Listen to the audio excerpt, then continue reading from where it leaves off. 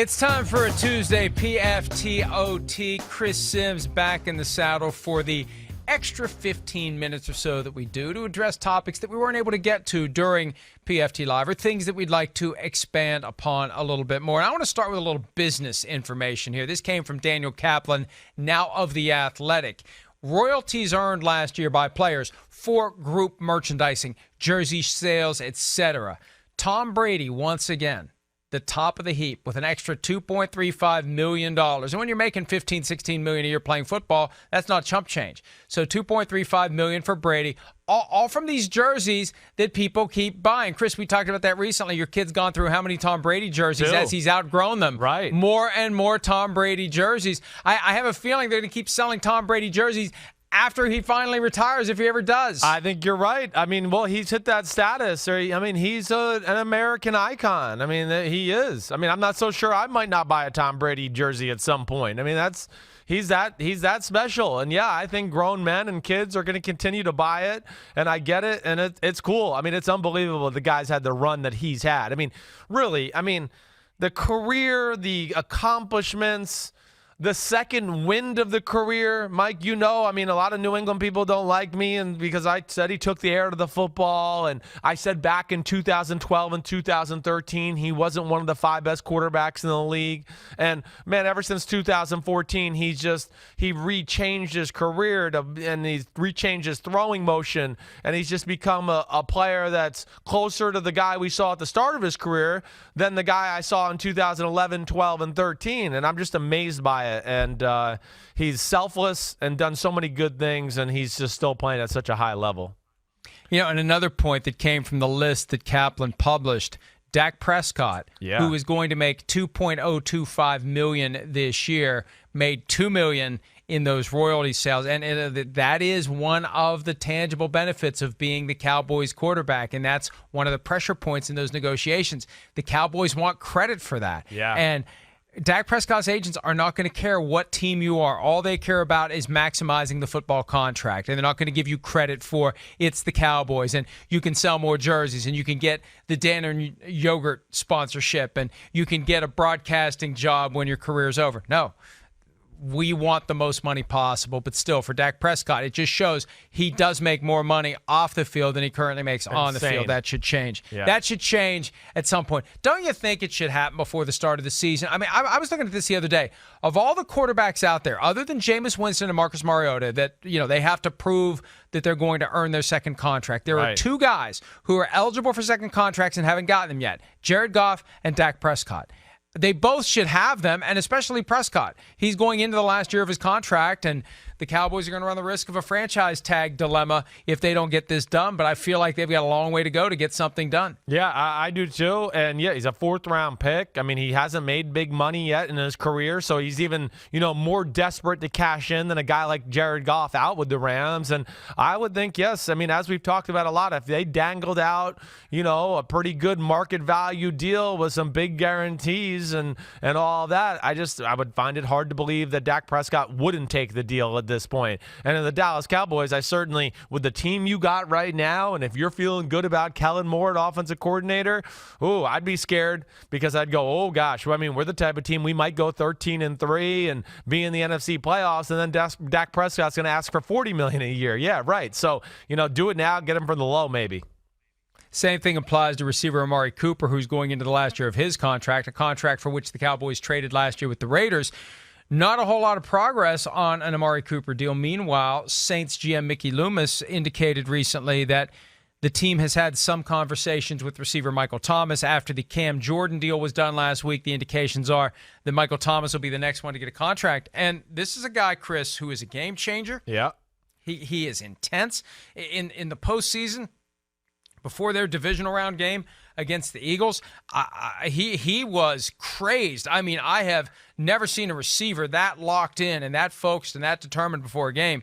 This guy is one of the best receivers in the NFL, and he's going to deserve a contract that recognizes that. Yes, he is. I mean, one of the best receivers in the NFL, huge, vital piece to what the Saints do on the offensive side of the ball. You know, the Saints, they believe in these big slot receivers, basically. You know, we saw, Marquise Colston really kind of have this type of role before Michael Thomas got there. But, yeah, they move Michael Thomas on the outside, and we know he can catch jump balls and 50-50 balls and go routes and all that. But his real beauty is what he does on the inside of the field. He's almost like one of those athletic pass-catching tight ends. You know, is he a receiver? Is he a big body? What he is. He's fearless. He's physical. They love him as far as what he is as a student of the game and his love for the game and the work ethic. So I would imagine that he's going to get a contract here soon that's going to put him in the conversation for the highest paid wide receiver in the NFL.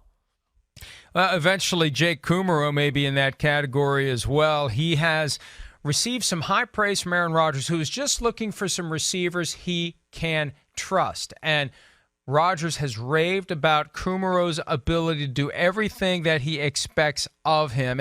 And this is a delicate balance. You have to be able to be in the right place at the right time. You have to win that trust. You have to show that you can make the catch when the ball comes your way.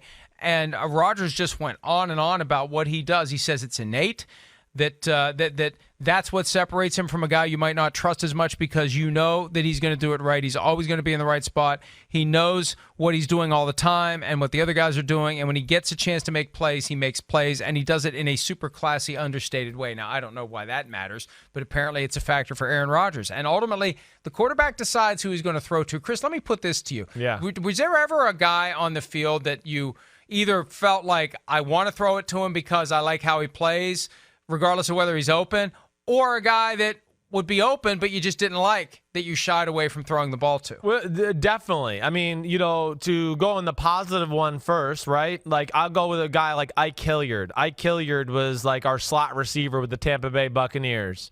He gave me a warm and cozy feeling. One, because I knew he was smart. He was going to read the defense the right way. And if the play broke down, I knew he could try to make the proper adjustment and, like, give me a get out of jail for free pass where he'd find the right hole in the zone to settle down. And I just trusted that he would see things the same way I would. And for that, yes, he was always one of my go-to guys because I felt that trust within him. And I think that's what Rodgers is trying to say. So many of these routes, especially by slot receivers and things in the NFL, it is read the coverage, read the defense on the go. Rodgers thinks he's breaking out. Oh gosh, he broke in. Now it's an interception, pick six, and we're losing a game. And those few plays can change a season around in a hurry, as we all know. So you got to have that guy within your offense. And I would think with Randall Cobb not being there right now, I mean, we know they're going to use Devontae Adams in the slot a little bit, but they probably need to find that other guy that can work the middle of the field. And I think that's where Kumaro seems to be in the conversation, to be that guy that runs the option routes, the jerk routes where you read coverages on the go, and Rodgers doesn't have to, double clutch it or double pump it to go, oh, I hope he does the right thing. And then, it becomes a downward trend of bad throw, misconnection, interception, whatever it may be. So who's the guy that you I wasn't going to tell you that. Come on. Well, no, but there was certain guys where they were extremely athletic and maybe more talented than a guy like, let's say, with like Ike Hilliard, okay? But when they were certain routes, I'd go, oh, man, I mean, this guy's awesome. But there were certain routes where I'd go, oh, I don't know. I just don't trust him to read the coverage here. I'm going to play the other side here. Yeah, he's awesome if he's on the outside and he's going to run a go route or a comeback or a slant. I trust him there. But there was, some talented receivers I played with where I went, oh, they went in the slot, and now they're going to run the Ike Hilliard play from the slot. I don't know about this, unless it's like just this absolute clean, elementary look to where I go, okay, he won't screw that up. Yeah, you'd be scared to do it. But no, I'm not going to give any names and getting all my ex-teammates mad at me and beat me up or anything like that. Was there ever a guy that you resisted throwing the ball to because he kept complaining that he was open and you weren't throwing him the ball? No, I can't say that I did. I mean, that's almost every receiver ever in the history of football. I mean, it's unreal. Whether I was in college, the NFL, receivers coming over, telling you they're open, Mike, telling you they're open. Then you get a picture, right? And you sit down to your coach and, you got your quarterback coach next to you who's heard the receiver tell you he's open, right? And you're looking at it and you're going, wait, isn't that the play that, Johnny just said he was open on? And the coach looks at the picture, and you look at the picture, and he goes, yeah, don't listen to him. He doesn't know what he's talking about. And, there's 4 guys around him. I can't tell you how many instances that happens. Receivers and what they think is open is not always open to a quarterback or realistically open in general. All right, we're going to flip it over to the defensive side of the ball. The Oakland Raiders will be the hard knocks team this year. And one of the potential storylines, the future of safety Carl Joseph. The Raiders did not pick up the 5th-year option for the former first-round pick from West Virginia. He's been a disappointment more often than not. Injuries have been a major factor. Now the Raiders saying all the right things via Paul Gunther, the team's defensive coordinator, that Joseph has responded well. They're happy with where he is. How much of this is the John Gruden psychological warfare where you're pushing a guy's buttons to try to get him to live up to his potential by not picking up the option, by suggesting that, who knows what kind of a future the guy has or maybe doesn't have with the Oakland Raiders? Yeah, well, to me, from the outside, it looks like right now Gruden's trying to build the guy up a little bit, right? That's they didn't give him that 5th-year option. Yes, he's underperformed for being a top 20 pick coming out of West Virginia. A guy I certainly like coming outside. I've been wrong on him to this point too, okay? But yeah, they don't offer him the 5th-year option. And I think a lot of players, when they see that and they're a first-round pick, that's the first time in their NFL career they're going, man, nobody wants me. They don't want me. The team that loved me and picked me first, and now they're kind of wavering. And Gruden was very quick to come out and go, hey, this just because we didn't give him the 5th-year option doesn't mean we don't really, have faith in Carl Joseph and think he can be something. He's just going to have to prove it to get that type of money. But I think they see the talent there. He's just a guy that's got to put it all together. And maybe now with a guy like LaMarcus Joyner being around, and now you got the Jonathan Abrams kid, first-round pick out of Mississippi State, it's certainly going to make that defense better and maybe be able to get him a more defined role in the defense to where, there was games where, when I would watch the Raiders and go, man, there's Carl Joseph playing strong safety at 185 pounds. That ain't good. That's not going to work. So now maybe they can find a role for him on the defense that fits his skill set a little bit better to make it all work. Yeah, it'll be interesting to see how it plays out. I mean, look, they saw a lot of talent in him, but that was a different regime. Reggie McKenzie is gone, and we've seen first-round picks that were brought in by Reggie McKenzie systematically eliminated from that team, from Khalil Mack to Amari Cooper, and now, who knows, Carl Joseph could be the next. But it looks like at least he's going to have a chance. One guy who got a chance last year and made the most of it, Ravens quarterback Lamar Jackson. And, Chris, we were talking about this earlier off air. The mixed signals we're getting from the Ravens about praise for Jackson and his development as a passer, but still some concern about what he needs to do to improve. He himself has acknowledged recently he wasn't mastering the play calls the way he needed to, and I think they're simplifying that for him. But how good do we expect him to be? He kind of exceeded expectations last year from a running standpoint, but not really from a throwing standpoint, and he could do both very well when he was at Louisville. Yes, he could. Can he become that polished passer, right, Mike? That's, I think, what we both want to see from the guy.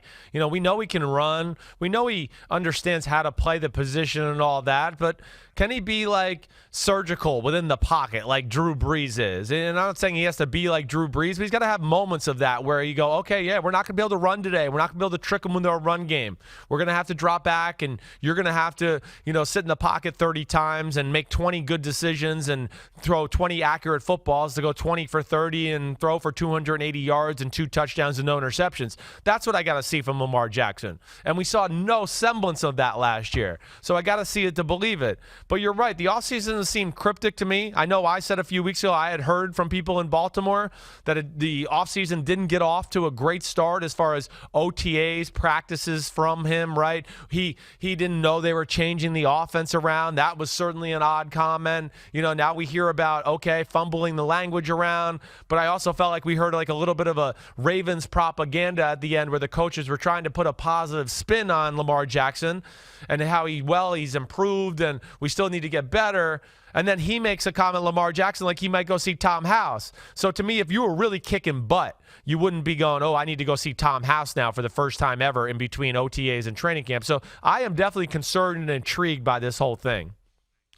Yeah, it'll be interesting to see how it plays out because I think there's a ceiling there for Lamar Jackson that is every bit as good as he was in college. The question is, can he get there? And sometimes you just can't. But this is going to be the year where we're either going to see significant improvement from him, or it's going to be more of what we saw last year, and it becomes too predictable. It becomes too easy to defend. Right. We saw what happened with the Chargers the second time through. It's like the second time through the lineup with a pitcher. You know what's coming, and it's easier to defend it. And there's going to be a lot of teams out there, if they don't change things up and continue to innovate and continue to develop Lamar Jackson, they're going to have a hard time moving the ball. No question. It's too hard to play that one-dimensional style of football in the NFL. And like you said, with teams being able to study it a little more, and the proof was in the pudding. I mean, the NFL defensive players, they're just too smart and too good to be fooled by some of the same tricks week in and week out with the read option and some of the run games. And we saw Melvin Ingram and Joey Bosa and company. They were all over some of the stuff because why? Yeah, they saw it the first time around. Oh, I know what that is. Oh, I remember seeing his action with that. And, the guard blocked down. That's this run's coming. So, yeah, you become better at reading those type of plays altogether as a defense, and they're certainly going to need to be more versatile and especially more consistent in the pass game in 2019. All that talk about the Browns taking over the division, the Steelers and their dysfunction, the Ravens kind of an afterthought, even though they are the defending division champions. And whether they can repeat is going to depend largely on what Lamar Jackson can do in year 2. That's it for us today. Another PFT Live tomorrow, another PFT OT. Chris, great stuff as always. Everybody enjoy your day. Check us out all day at ProFootballTalk.com. When's the next Unbuttoned? We're going today. It'll be out this afternoon. Going to tape Unbuttoned, do more quarterback rankings here around 12 o'clock. It should be out by later this afternoon. Phil today? Phil will be on too. I got to remind his, big butt that he's got to come on here. He's like a diva. I got to give him a daily schedule reminder, but he should be on today. Yes. Well, give Phil our best, Chris, and we'll see you tomorrow. Everybody have a great day.